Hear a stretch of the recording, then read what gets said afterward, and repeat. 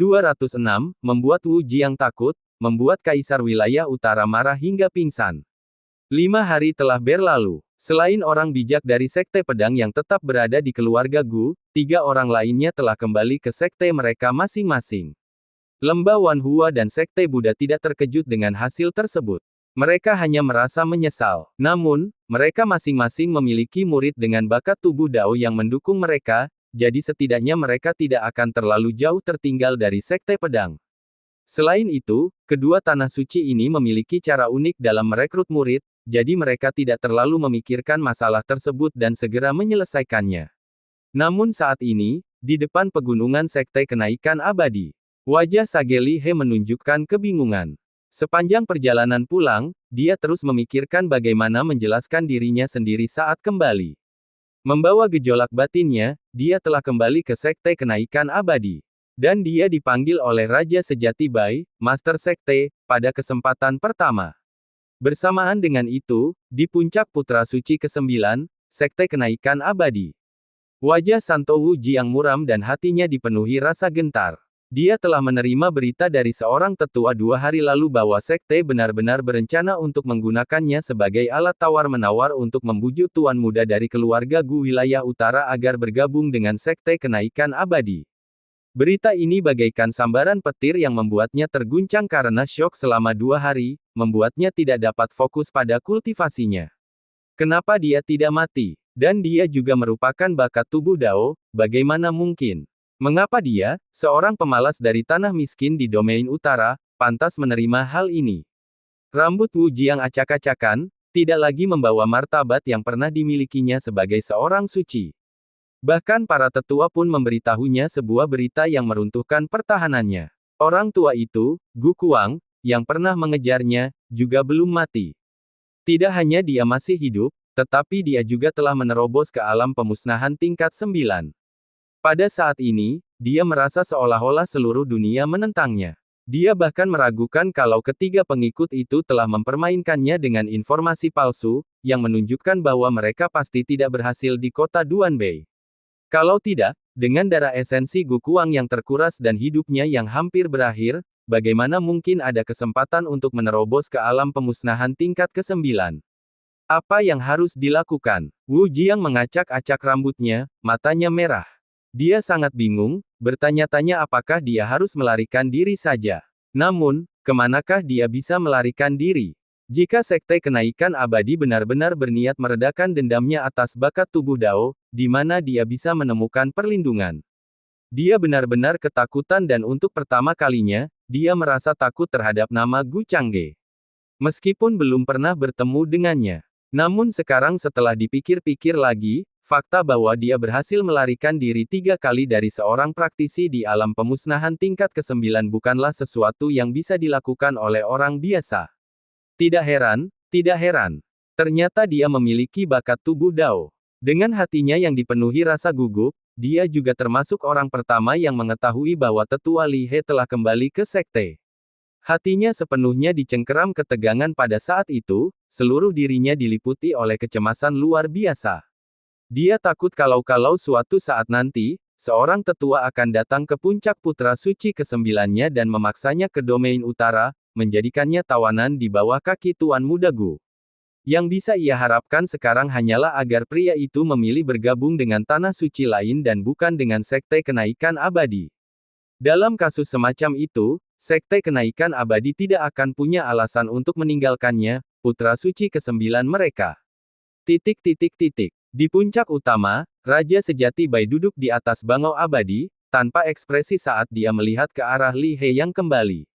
Katakan padaku, mengapa, ketika Sekte Kenaikan Abadiku menjanjikan begitu banyak, kita masih belum bisa membujuknya untuk bergabung. Mendengar perkataan Master Sekte, banyak tetua yang hadir juga menatap tetua Li He dengan tatapan skeptis. Meskipun telah membuat janji-janji penting atas nama sekte, dia tetap gagal. Ini, hanya saja Sekte Pedang menawarkan lebih banyak. Terlebih lagi, tetua Jian Chen dari Sekte Pedang itu mengkritik sekte kita, mengangkat sekte mereka sendiri untuk mempengaruhi keputusan Tuan Muda Gu itu. Karena tidak ada pilihan lain, Sage Li He hanya bisa menyampaikan rincian apa yang telah terjadi. Para tetua, meski mengernyitkan dahi, juga mendesah tak berdaya. Jika apa yang dikatakan Li He benar, sekte kenaikan abadi mereka benar-benar tidak dapat bersaing dengan sekte pedang. Li He menyadari bahwa semua orang nampaknya melampiaskan kemarahan mereka padanya.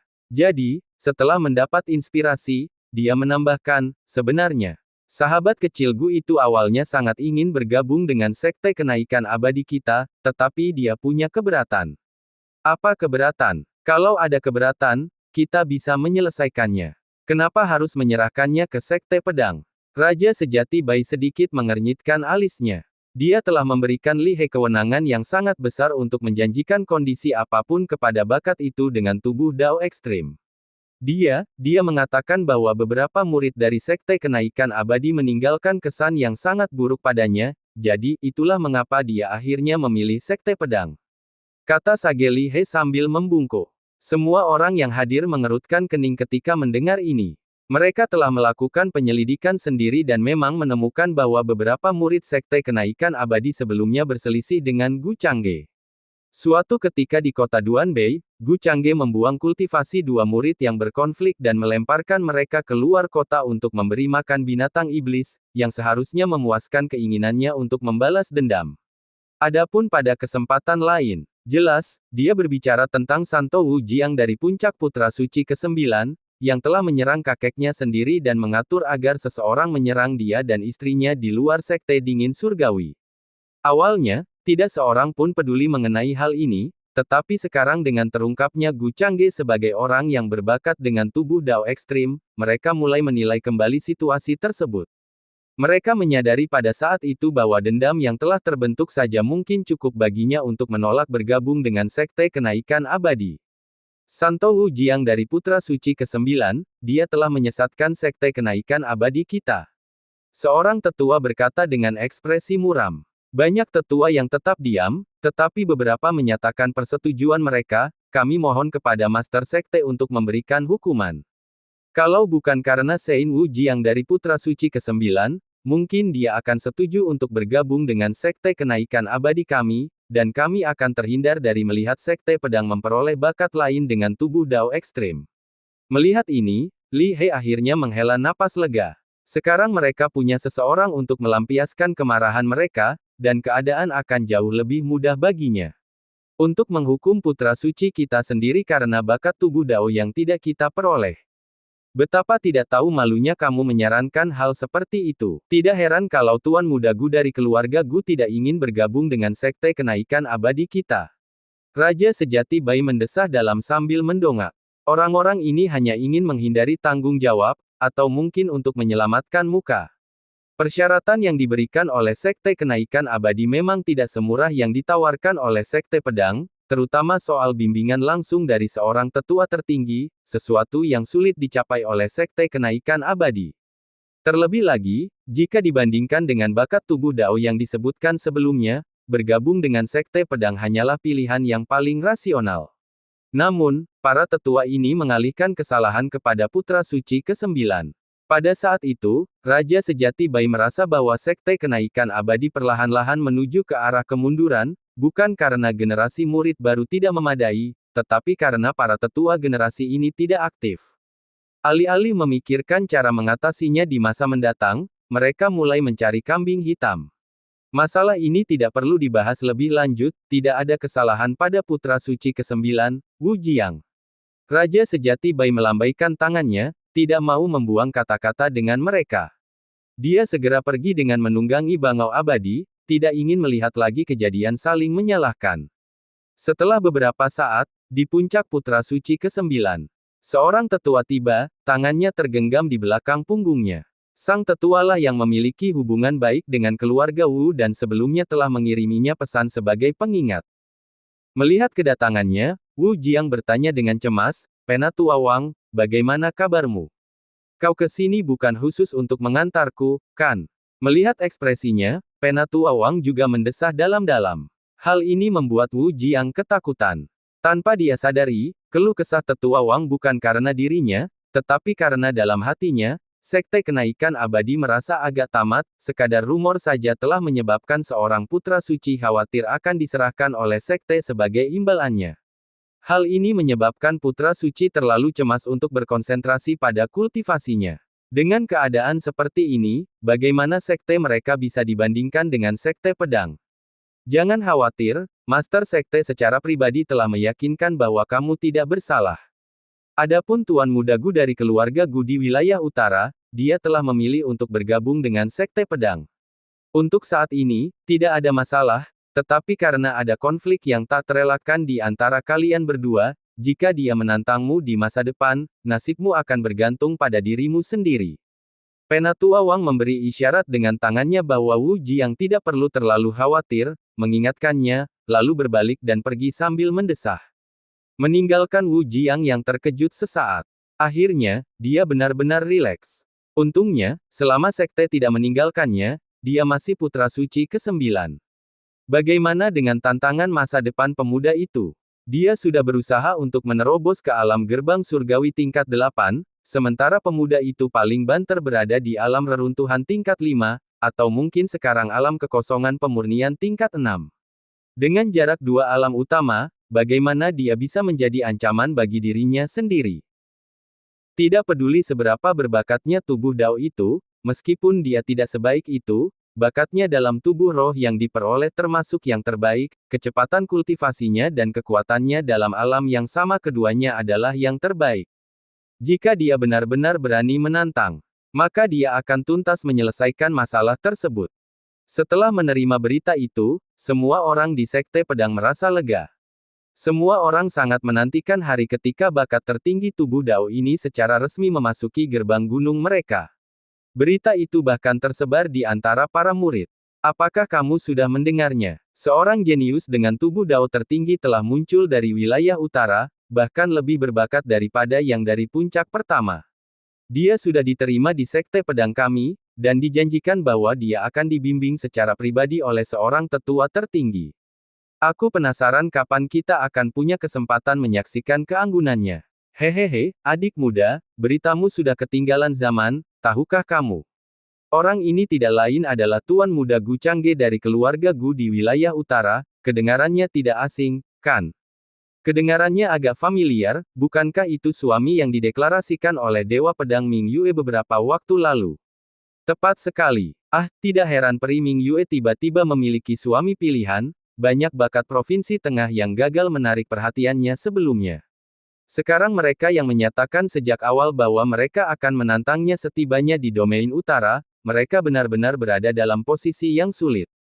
Mereka bilang dia berasal dari wilayah utara yang tandus, tidak layak bagi Peri Ming Yue, tapi sekarang bagaimana? Dengan tubuh Dao yang paling hebat, dia bahkan belum mencapai wilayah utara, tetapi dia sudah menikah dengan Peri Ming Yue dan bahkan memiliki status putra suci puncak pertama di Sekte Pedang kita. Hanya dengan tiba di negara bagian tengah, dia akan menjadi pusat perhatian. Saat para pengikut Sekte Pedang berbincang, banyak di antara mereka yang mulai ragu dalam hati. Mereka mengaku ingin menantang suami Peri Ming Yue karena mereka merasa dia tidak layak. Tapi sekarang, melihat kenyataan, apakah mereka benar-benar memenuhi syarat untuk menantangnya? Dan pada saat ini, Master Sekte Pedang, Raja Wu Hen, telah mencari salah satu tetua tertinggi Sekte Pedang. Dia juga merupakan master dari puncak putra suci pertama saat ini. Raja sejati Kai Yang, dari alam abadi tanah, tinggal selangkah lagi untuk menjadi dewa pembuktian, merupakan salah satu kekuatan besar teratas. Saya menolak. Setelah mendengar bahwa Raja Wu Hen ingin dia menerima murid lain, tetua tertinggi tidak menunjukkan wajahnya dan segera mengirimkan suaranya dari luar gua. Yang mulia tetua, mohon jangan terburu-buru menolak. Tubuh Dao yang paling hebat, bahkan lebih berbakat daripada putra suci puncak pertama, bukankah itu membuatmu bersemangat? Raja Wu Hen hanya bisa membujuknya dengan kata-kata yang tulus dan baik. Aku bilang aku menolak, aku sedang tidak ingin mengajar, cari orang lain. Ada hening sejenak di dalam gua, seolah merenung, tetapi akhirnya, penolakan itu bertahan. Anda, Raja Wu Hen ingin berkata lebih banyak lagi, tetapi kemudian mendengar suara kesal dari dalam, teruslah mengoceh, dan aku akan menggantungmu dan mencambukmu di depan gerbang sekte. Mendengar ini, dia buru-buru membungkuk dan bergegas mundur. Setelah pergi, dia tidak percaya bahwa tetua tertinggi benar-benar menolak menerima murid. Itulah tubuh Dao yang tertinggi. Akan tetapi, karena mereka telah berjanji pada Gu Changge, Sekte Pedang tidak dapat mengingkari janjinya. Kalau memang sudah sampai pada titik itu, dia pasti akan memohon kepada tetua tertinggi lainnya. Pasti di antara mereka, akan ada yang tersentuh hatinya dengan bakat sehebat itu. Setelah dia pergi, sang sesepuh yang tengah bermeditasi di dalam gua itu hanya bisa mendengus jijik, hanya karena mereka berada di puncak tubuh Tao. Apakah itu berarti aku harus menerima mereka? Meskipun dia berkata demikian, dia masih fokus dengan tenang, jiwa ilahinya berusaha mengintip rahasia surga, ingin memahami seperti apa kejeniusan tubuh Dao ekstrim di domain utara. Namun pada akhirnya, apa yang diungkapkan rahasia surga membuatnya agak bingung. Pertama, bunga teratai emas mekar, dengan tubuh emas bersemayam di atasnya. Lalu tiba-tiba, sebuah lonceng berdentang, menyebabkan dia merasakan jiwa ilahinya hampir tidak stabil, tergesa-gesa menarik diri dari keadaan ilahi dalam mengintip rahasia surga. Bahkan di saat-saat terakhir, dia samar-samar melihat tubuh emas membuka matanya seolah-olah ingin menyerang jiwa ilahinya. Dia mempunyai firasat, bahwa kalau dia tidak segera menarik jiwa ilahinya, dia mungkin akan celaka. Sangat misterius. Mata orang tua itu melotot karena tidak percaya. Tetapi dia tidak berani mencoba mengintip rahasia surga lebih jauh. Hanya saja, sedikit rasa ingin tahu muncul di hatinya, lagi pula, orang itu akan datang ke negara bagian tengah dalam waktu setahun. Dia memutuskan untuk tidak melelahkan dirinya lebih jauh dan menutup matanya untuk melanjutkan kultivasi. Keluarga Dongfang. Dibandingkan dengan tanah suci tersebut, keluarga Dongfang memiliki beberapa kegembiraan dan beberapa kekhawatiran. Mendengar bahwa Tuan Muda Gu dari keluarga Gu, yang memiliki tubuh Tao ekstrim, diterima langsung oleh Sekte Pedang sesuai dengan standar puncak putra suci pertama. Sang Tetua Agung, bersama dengan mereka yang mendukungnya, semuanya memiliki ekspresi muram. Bagaimana ini bisa terjadi? Apakah wilayah utara juga memiliki keajaiban seperti itu? Apakah dia sudah tahu tentang ini jauh sebelumnya? Beberapa tetua keluarga Dongfang berkumpul bersama, rasa khawatir tak dapat dihindari. Awalnya, mereka semua mengira bahwa Dongfang Mingyue hanya tidak ingin menyerahkan kekuasaan keluarga dan sengaja memilih pasangan Tao secara acak, menggunakan aturan keluarga untuk memperebutkan kekuasaan keluarga.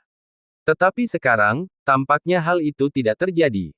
Bocah dari keluarga Gu itu, dia bukan masalah sederhana. Perlakuan yang diterima putra suci pertama dari Sekte Pedang agak terlalu menantang surga. Bahkan putra suci pertama saat ini telah mencapai posisi itu dengan kekuatannya sendiri, selangkah demi selangkah. Namun orang dari domain utara itu, bahkan sebelum tiba di negara bagian tengah, sudah memilikinya. However, for now, he merely had the position without actual authority. At least until he demonstrated sufficient strength, he did not pose any threat. Dongfang Hongyi, still dressed in a crimson robe, brought the news to Mingyue right away. Then he stared at her, wanting to see a shocked expression on her face. Unexpectedly, Dongfang Mingyue merely smiled faintly, without any surprise. Aren't you surprised? Dongfang Hongyi sighed in astonishment. Dongfang Mingyue looked at him strangely before replying, why should I be surprised? The consort I have chosen is naturally the best in the world. Doing such things is nothing surprising. Believe me, when he arrive at Central State, he will shock even more people. The confident demeanor Dongfang Mingyue show left Dongfang Hongyi scratching his head in perplexity. He knew of the other party's extraordinary talent, but he was still startled by the news, even going first to inform Tatmun unification through Monarch Ancestor. He didn't expect the girl to be unsurprised. After he left, Dongfang Mingyue looked at the communication jade token in her hand and pouted, this guy hasn't sent a message to me in so long, he couldn't have forgotten about me, call he. If you don't send one, I won't either. Despite really wanting to talk to him, Dongfang Mingyue's two bonus kick in. She glanced at the communication jade token from time to time, but still didn't initiate contact. Northern Territory. Heavenly Cold Sack. Wan Shan Taoist remained in a daze even after sending off the Gu family elder from the Heavenly Gate realm who had personally come to deliver the invitation. The position of Sword Sack Saint Sun in Central State. The Gu family, this time it really can be stopped. Fortunately, King Qing has a good relationship with him. Even if the Gu family rises, they won't target our heavenly court sect. Wan Shan Taoist murmured softly as he looked at the invitation in his hand. However, King Qing was still in seclusion. Once she emerged, he would tell her the news. Then, in a month's time, they would head to the Gu family's banquet. Whether he, the sect master of the heavenly cult sect, attended or not wasn't vital, but Liu Qingqing certain Limas. Northern Territory Imperial City. At this moment, Gu Liang, the fifth elder of the Gu family, had personally traveled to the Imperial City. After being escorted, he met the Emperor of the Northern Territory. Your Majesty, this is the invitation from my Gu family. A month from now, a 3-day banquet will be held in Qingzhou. As Gu Liang spoke, he went to present the invitation, but the general by his side took it instead, offering it to the emperor. Is there anything else? The emperor of the Northern Territory asked Gu Liang expressionlessly. Hehe, that's all, then I shall take my leave.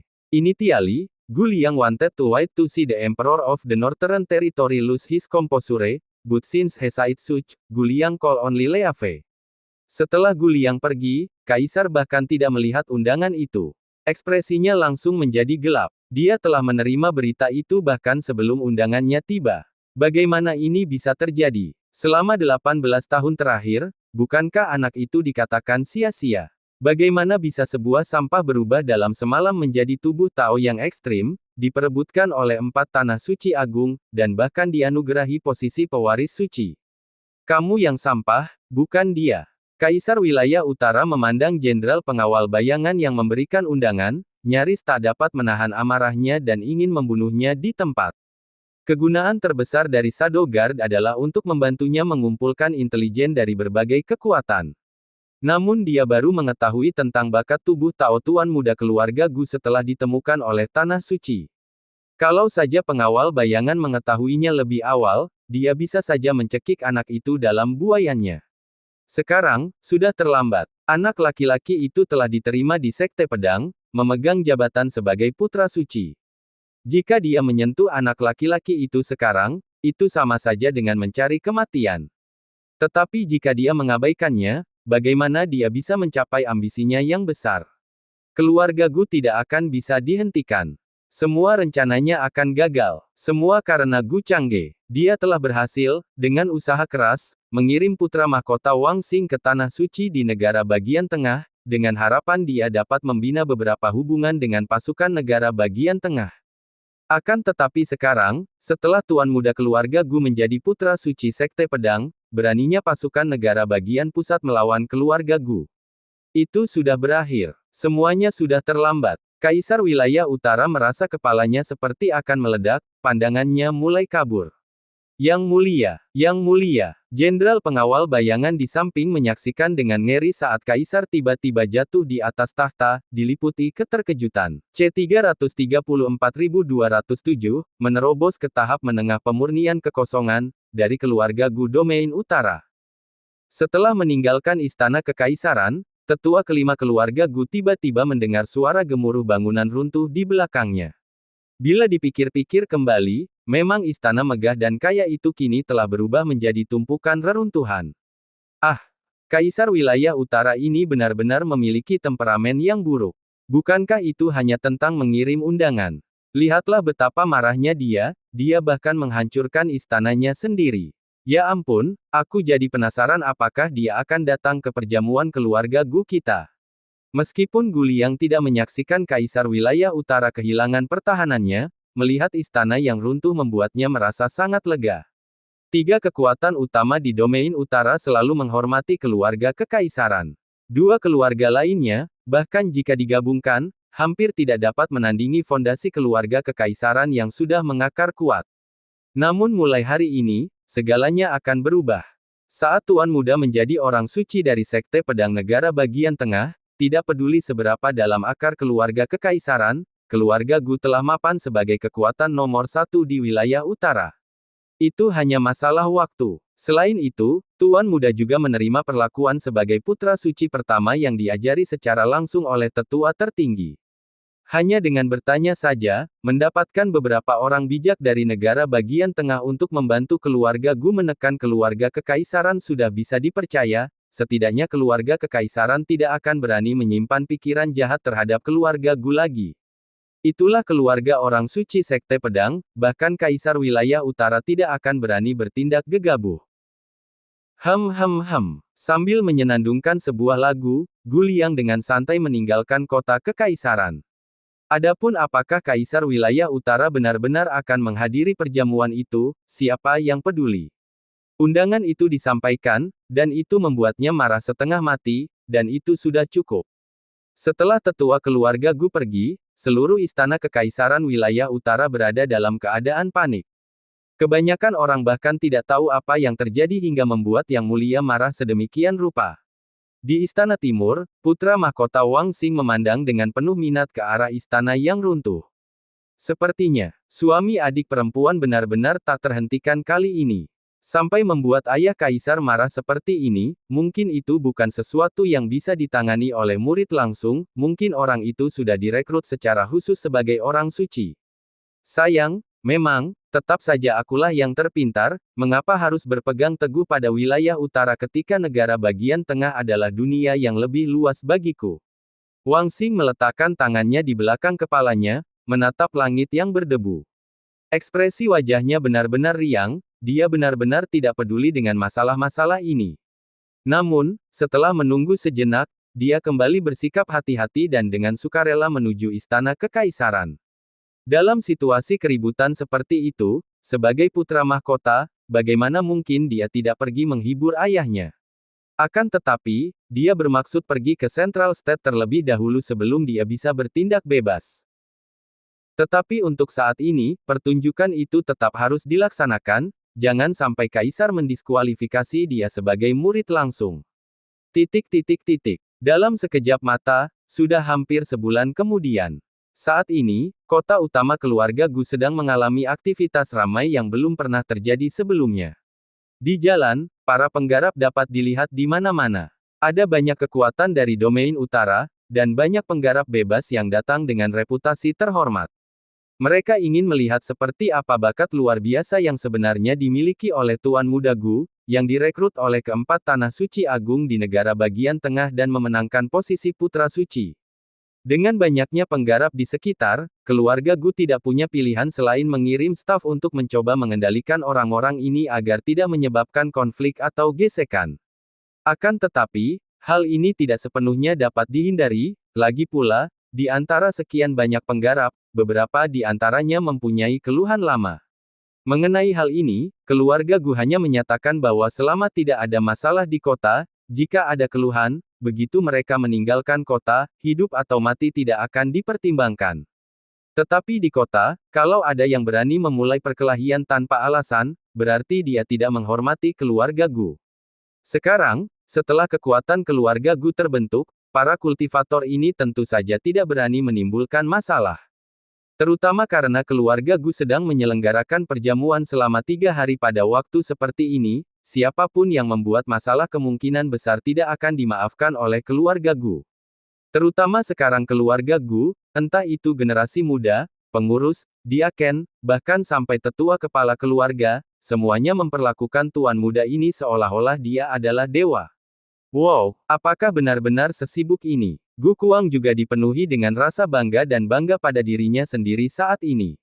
Kota Duanbei untuk sementara dikelola oleh 2 tetua alam gerbang surgawi tingkat 8 sebagai penggantinya.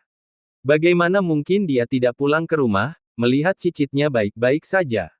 Melihat aktivitas yang belum pernah terlihat sebelumnya di kota utama keluarga Gu Kuang merasa semakin bangga. Ini cicitku ah. Bahkan jika Kaisar Wilayah Utara menyelenggarakan perjamuan di kota kekaisaran, kemungkinan besar tidak akan menarik begitu banyak penggarap. Selain Gu Kuang, Gu Sanfeng dan Qian Jun juga telah kembali. Gu Kuang terbang di langit dengan beberapa sangkar besi, yang berisi banyak binatang iblis, semuanya ditangkap selama waktu ini. Ini adalah kesempatan bagus untuk membawanya kembali kepada cicitnya. Sayangnya, perjalanan ke kota Duanbei ini terlalu singkat, dan karena terburu-buru, dia hanya bisa membawa pulang 5 binatang iblis alam kekosongan pemurnian 6 tingkat dan 1 binatang iblis alam tak terbatas tingkat ke-7 untuk cicitnya. Awalnya, ada juga beberapa binatang iblis kelas 5, tetapi setelah memberitahu cicitnya, dia menyebutkan bahwa binatang iblis kelas 5 tidak boleh dibawa di masa mendatang, karena mereka menyusahkan dan tidak dipuji, serta memiliki sedikit kekuatan asal. Binatang iblis alam tak terbatas itu telah ditangkap oleh Gu Kuang secara pribadi setelah pergi keluar kota Duanbei dan berusaha keras dalam beberapa hari terakhir. Meskipun dia sudah berada di tingkat 9, membunuh binatang iblis alam tak terbatas tingkat 7 tentu semudah mengangkat tangannya, tetapi menangkapnya hidup-hidup relatif merepotkan. Itu pasti tetua keluarga Gu yang terbang santai melintasi kota. Dan sepertinya dia telah menangkap beberapa binatang iblis. Tetapi binatang iblis ini tampaknya tidak mudah dijinakkan, dan tidak cocok untuk dijadikan kuda roh, tidak jelas untuk apa mereka bisa digunakan. Banyak penggarap di kota itu memperhatikan ketiganya terbang di langit bersama binatang iblis, semuanya menunjukkan ekspresi iri. Di kota utama keluarga Gu, para kultivator biasa memiliki batasan ketinggian untuk terbang. Bahkan para pengurus dan diaken keluarga Gu memiliki standar yang jelas tentang seberapa tinggi mereka diizinkan terbang. Hanya para tetua yang diizinkan terbang mengelilingi kota dengan bebas, tanpa batasan. Itu kakek tuan muda sendiri. Sekarang dia sudah mencapai alam pemusnahan tingkat 9, kalian semua sebaiknya menahan diri untuk tidak terlalu banyak membahasnya.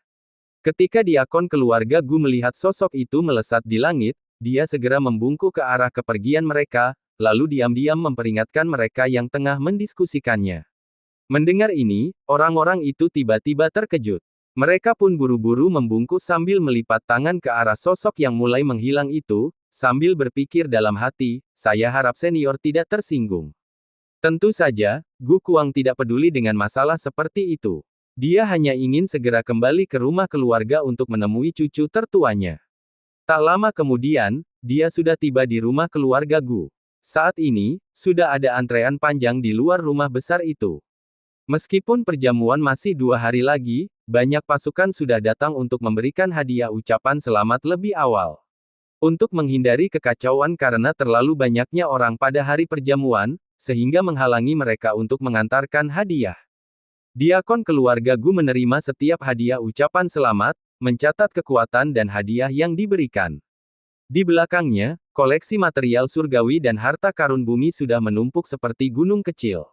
Lebih tua, melihat sosok yang familiar, dan tampak lebih muda, berbagai diaken bergegas berdiri untuk memberi penghormatan. Meskipun Gu Kuang sekarang berada di alam pemusnahan tingkat 9 dan tidak seharusnya berada di posisi tetua, keluarga Gu tidak memiliki pengaturan lain untuknya, jadi orang-orang biasanya tetap menggunakan gelar aslinya. Gu Kuang berpikir ini lebih baik, karena setidaknya dipanggil tetua berarti mereka menyapanya. Atsbai Pub Future, apakah semua ini hadiah ucapan selamat untuk cicitku? Sambil tertawa kecil, Gu Kuang menunjuk tumpukan material surgawi dan harta duniawi lalu bertanya. Bukan hanya ini, ada sebanyak ini setiap hari. Hadiah dari beberapa hari sebelumnya sudah disimpan di gudang harta karun. Tidak hanya banyak pasukan yang mengirimkan hadiah, bahkan beberapa penggarap lepas telah memberikan persembahan dengan harapan dapat menghadiri perjamuan tersebut. Kepala keluarga bahkan telah menyiapkan tempat khusus untuk penggarap lepas. Diakon segera menjelaskan bahwa ada sesuatu yang jauh lebih besar daripada apa yang dapat dilihat. Adapun alasan mengapa mereka disimpan di gudang harta karun keluarga. Sekarang, bahkan jika tuan muda mengosongkan seluruh gudang harta karun, tak seorang pun akan mengucapkan sepatah kata pun ketidaksetujuan, malah, setiap tetua akan merasa bersalah karena tidak menyiapkan cukup material surgawi dan harta duniawi untuk keperluan tuan muda. Jadi, tidak ada gunanya menyerahkannya langsung kepada tuan muda dan menambah masalahnya. Bagus, bagus. Gu Kuang tertawa terbahak-bahak karena puas, menganggukkan kepalanya, lalu memasuki rumah besar itu. Gu Qianjun sibuk dengan kandang-kandang yang dibuat khusus berisi binatang iblis, sesuai permintaan tetua, dikirim ke halaman tetua untuk menghindari menarik terlalu banyak perhatian di pengadilan dalam. Ya ampun, ucapan selamat yang diterima anak kurang ajar ini saja sudah banyak sekali. Seluruh gaji bulanan saya seumur hidup mungkin tidak akan cukup untuk membeli hadiah selama setengah hari ini. Ini benar-benar seperti takdir. Lebih dari setahun yang lalu, aku bahkan berjuang keras menabung untuk membeli satu pil pembentuk jiwa untuknya, yang memakan waktu beberapa tahun tanpa hasil. Sekarang hadiah harian anak ini mungkin bisa ditukar dengan lusinan pil pembentuk jiwa tanpa masalah. Cek, cek, cek. Ads by Pub Future. Gu Sanfeng, menyaksikan tumpukan hadiah yang terkumpul menjadi gunung kecil, juga dipenuhi emosi. Tiba-tiba matanya berbinar, dan dia langsung melangkah maju untuk mengantar salah seorang diaken pergi. Saya, sebagai pamannya, akan mencatat ucapan selamat dari cucu keponakan saya, kamu pergi saja mengerjakan tugas yang lain. Bukankah itu tidak pantas? Sang diakon menggaruk kepalanya. Ada apa dengan itu? Bukankah aku seorang diaken keluarga Gu? Itu adalah tugasku, itu sangat ku kenal. Kau pergi saja dan kerjakan tugasmu. Gu Sanfeng berbicara sambil mulai dengan sungguh-sungguh mencatat hadiah ucapan selamat yang datang dan nama-nama pasukan terkait. Akan tetapi, setelah merekamnya, dia secara selektif mengambil barang-barang yang berguna ke dalam kantong penyimpanannya, meninggalkan sisanya.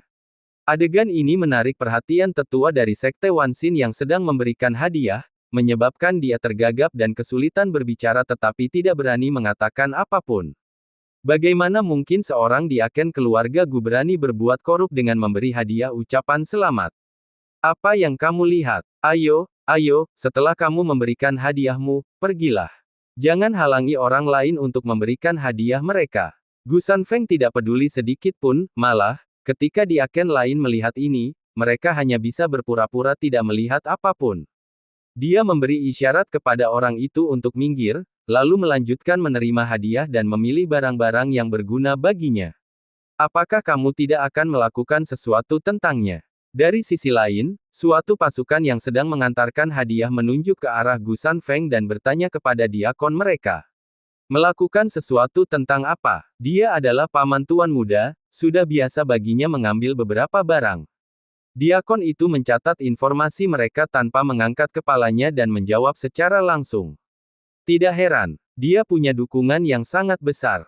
Mendengar ini, para pemberi hadiah tiba-tiba mengerti. Malah, banyak yang mulai memikirkan ide untuk mencoba menjalin hubungan dengan Gu Sanfeng. Apa yang sedang dipikirkan suamiku?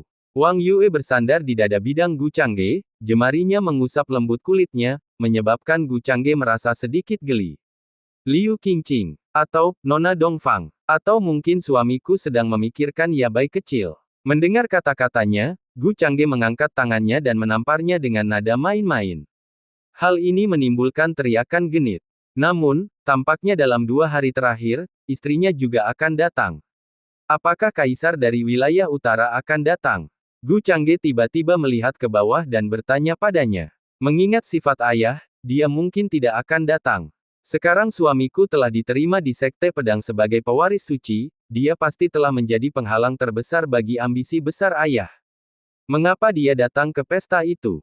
Kemungkinan besar, dia akan mengirim kakak tertuaku, putra mahkota. Wang Yue merenung sejenak lalu menjawab dengan santai. Mendengar itu, Gu Changge mengangguk sedikit, tidak terlalu khawatir. Dia hanya penasaran seperti apa rupa kaisar domain utara. Dengan pikirannya, panel statistik karakter muncul di depan matanya. Pembawa acara, Gu Changge. Tulang akar, 761. Pemahaman, 707. Teknik kultivasi, rahasia pengendalian Kaisar Naga, teknik dingin surgawi, teknik Suan Huang langit dan bumi, teknik Ki Ungu ke timur. Alam pemurnian kekosongan tahap tengah, 5/100. Keterampilan ilahi, singkat. Bakat, transendensi, perlindungan, murid Tao, Fatian Xiangdi, nafas tersembunyi, api naga. Poin atribut, 30.000. Dia telah berhasil menerobos ke tahap tengah alam pemurnian Void dalam sebulan terakhir. Selama kurun waktu ini, sang tetua kerap membawa berbagai material surgawi dan harta duniawi, dan beliau menerima semuanya tanpa ragu, lalu memberikannya kepada Wang Yue atau Yabai. Hal ini telah mempercepat kecepatan terobosannya, mengurangi waktu menjadi tepat 1 bulan. Melihat panelnya sendiri, Gu Changge tidak dapat menahan diri untuk menggelengkan kepalanya. Aku perlu menemukan cara untuk mengumpulkan lebih banyak poin atribut guna meningkatkan tulang akarku sehingga mencapai ambang batas agung 800 untuk mencapai tubuh suci sukses kecil. Dengan pemikiran ini, dia tiba-tiba merasakan kehadiran yang familiar. Dengan kekuatan jiwa ilahinya saat ini, dia telah memperhatikan saat lelaki tua itu melangkah ke keluarga Gu. Dan dia juga memperhatikan bahwa Gu Qianjun sedang membawa binatang iblis ke halaman orang tua itu. Benar-benar ada bantal saat seseorang mengantuk. Gu Changge tersenyum ringan, bangkit dari tempat tidurnya, dan berpakaian rapi dengan bantuan Wang Yue. Dia kemudian memutuskan untuk langsung pergi mengunjungi orang tua itu. Wang Yue, setelah memahami alasannya, tidak mengikutinya. Setelah semalaman beraktivitas, ia sungguh butuh tidur nyenyak untuk memulihkan tenaganya. Sementara itu, di gerbang Gunung Sekte Pedang Negara bagian tengah, Atsbai Pub Future, sosok itu mondar-mandir sejenak sebelum melangkah maju untuk memberi hormat kepada para murid di luar gerbang gunung. Teman muda, bisakah kau umumkan kedatanganku? Orang tua ini ingin menjadi penghormat bagi Sekte Pedang. Murid yang menjaga gerbang gunung, seorang murid Sekte Dalam yang berada di puncak alam pemurnian Void tingkat 6, buru-buru memberi hormat. Tetua, mohon tunggu sebentar. Tidak sulit untuk melihat seseorang di alam pemusnahan kelas 9 yang ingin bergabung dengan Tanah Suci sebagai tributor. Tak lama kemudian, seorang tetua alam bijak muncul di luar gerbang gunung. Apakah kau ingin bergabung dengan Sekte Pedang kami sebagai penghormat? Apakah kamu paham dengan peraturan kami? Resi Zhao Hai berbicara sambil menggosok-gosokkan kedua tangannya sambil tersenyum. Dimengerti, dipahami. Gu Wankuan menyatakan bahwa dia tahu semua tentang hal itu. Setelah bertanya kepada rekan Daois Sue sebelumnya, untuk menjadi tributor, meskipun alam pemusnahan tingkat ke-9 sudah memadai, beberapa manfaat masih perlu dipersiapkan. Dia segera menyerahkan kantong penyimpanan yang berisi ratusan batu roh bermutu tinggi. Ini sungguh menyakitkan baginya. Namun tidak ada pilihan lain, karena dialah yang mencari bantuan, dan dia membutuhkan penatua ini untuk mengamankan posisi tributor untuknya. Kalau saja kekuatannya lebih besar, kalau dia sendiri berada di alam sage, perlukah dia merendahkan dirinya seperti ini? Dengan pikiran-pikiran ini, dia juga merasakan energi spiritual Sekte Pedang. Bahkan sebelum gerbang gunung, energi spiritual jauh lebih padat daripada tempat lain di negara bagian tengah. Tak heran semua orang ingin bergabung dengan Tanah Suci. Jika ia bergabung dengan Tanah Suci, ia bahkan mungkin memiliki kesempatan untuk berjuang mencapai alam di atas kelas 9 dalam beberapa ratus tahun. Berkultivasi di gua surga tanah terberkati seperti itu adalah satu-satunya kesempatan untuk mencapai alam di atas kelas 9, kembali ke domain utara, tidak ada satupun kesempatan. Hehe, ikuti aku. Penatua alam sage, yang merasakan ratusan batu roh bermutu tinggi di dalam dengan indera ilahinya, segera memperlihatkan senyuman ramah. Dia menuntunnya ke gerbang gunung. Sepanjang perjalanan, Gu Wankuan, meskipun dia tidak ingin terlihat terlalu sederhana, tidak dapat menahan diri untuk tidak melihat ke sekeliling ke banyak tempat di dalam Sekte Pedang, memperlihatkan ekspresi keheranan. Akan tetapi, sang tetua sudah lama terbiasa dengan reaksi seperti itu dan tidak berkomentar. Atsbai Pub Future. Dia bahkan memperkenalkan beberapa hal di sepanjang perjalanannya. Akhirnya, ketika mereka sampai di aula besar, sang tetua dengan santai mengeluarkan kartu pinggang tributor dan memberikannya. Ketika Gu Wankuan menerimanya dengan kedua tangannya dengan penuh hormat, dia juga memperhatikan pada rak giok putih tempat kartu-kartu itu diletakkan. Terdapat kartu pinggang dengan tingkatan yang berbeda-beda. Kartu pinggang miliknya berwarna putih, namun ada pula yang berwarna kuning, merah, dan hitam, yang dengan jelas menunjukkan bahwa bahkan di dalam para penghormatan Tanah Suci, terdapat tingkatan. Dia pernah melihat kartu pinggang Daoist Fellow Sue sebelumnya, yang berwarna kuning. Silakan mendaftar. Dari daerah mana, klan mana? Nama kamu. Sang tetua sangat terampil dalam mengajukan pertanyaan, dan dia dapat mengetahui pada pandangan pertama bahwa pihak lain bukanlah seorang kultivator asli dari negara bagian tengah.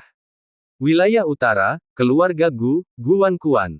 Gu Wankuan berkata sambil mengepalkan tangannya. Sang tetua, menggunakan kuas berbulu serigala, perlahan menulis di daftar tributor sesuai dengan apa yang telah dikatakan, dan bergumam, wilayah utara, keluarga Gu Wankuan. Tunggu sebentar. Wilayah utara, keluarga Gu. Setelah menulis, sang sesepuh tiba-tiba berhenti. Dia segera mengangkat kepalanya untuk menatap Gu Wankuan yang tengah menggenggam tangannya dengan penuh hormat. Iya, apakah ada masalah, senior? Ditatap seperti itu, Gu Wankuan langsung menjadi gugup. Berikan aku kartu pinggangmu. Kelopak mata tetua alam bijak tiba-tiba berkedut, dan saat dia berbicara, dia sudah mengulurkan tangan dan mengambil kembali kartu pinggang itu. Senior, apa yang sedang kamu lakukan? By Pub Future. Gu Wankuan menjadi semakin panik setelah melihat ini, alisnya berkerut erat. Dia mengira pihak lain telah mengambil batu roh tetapi tidak mau berbuat apa-apa, mungkinkah mereka menganggap persembahannya tidak memadai. Tetapi rekan Dao Sue telah menyebutkan bahwa 100 batu roh tingkat atas pastinya sudah cukup. Tepat saat dia mengira pihak lain sengaja mempersulitnya dan hendak dengan terpaksa mengeluarkan beberapa ramuan dan batu roh dari cincin luar angkasa miliknya. Dia melihat yang lain mengembalikan kartu pinggang tributor putih, dan langsung mengeluarkan yang merah. Bersama dengan kantong penyimpanannya yang berisi ratusan batu roh kelas atas, diserahkanlah, saya tidak menyadari Anda berasal dari keluarga Gu di domain utara, maafkan saya. Jika saja aku tahu bahwa Daoist Fellow berasal dari keluarga Gu di wilayah utara, tidak akan ada masalah seperti ini, hahaha. Aku hampir menyebabkan kesalahpahaman. Terimalah ini, untuk saat ini, aku hanya bisa memberimu kartu pinggang merah, akses level 3, setelah kamu menyelesaikan beberapa tugas sekte, aku akan membantumu menukarnya dengan kartu pinggang hitam akses tertinggi. Orang bijak Zhao, yang tersenyum ramah, melihat bahwa dia ragu-ragu untuk menerima dan menjadi sedikit cemas. Mungkinkah dia tidak puas? Khawatir dia telah mengambil batu rohnya sebelumnya. Dengan pikiran itu, dia segera mengeluarkan sebotol ramuan tingkat bumi. Hehe, anggap ramuan ini sebagai kompensasi atas kesalahpahaman sebelumnya, terimalah kartu pinggangnya. Adegan ini benar-benar membuat Gu Wankuan bingung. Apa yang sedang terjadi? Mengapa sikapnya berubah begitu drastis? Dia tidak hanya ingin memberinya kartu pinggang akses yang lebih tinggi, mengembalikan batu rohnya, tetapi juga memberinya ramuan. Senior, apa ini? Gu Wankuan ragu-ragu untuk menerima, menatapnya dengan agak hati-hati. Kamu tidak tahu. Apakah kamu yakin kamu berasal dari keluarga Gu di wilayah utara? Apakah itu keluarga Gu dari Qingzu atau keluarga Gu yang mana? Melihat ekspresinya, Sage Zhao juga bingung, mungkinkah itu bukan keluarga Gu? Berapa banyak keluarga Gu yang ada di domain utara? Alam pemusnahan kelas 9 tidak mungkin berasal dari keluarga kecil. Itu pasti keluarga Gu yang merupakan milik pewaris suci yang belum tiba di negara bagian tengah. Keduanya terbelalak, agak panik, dan benar-benar bingung.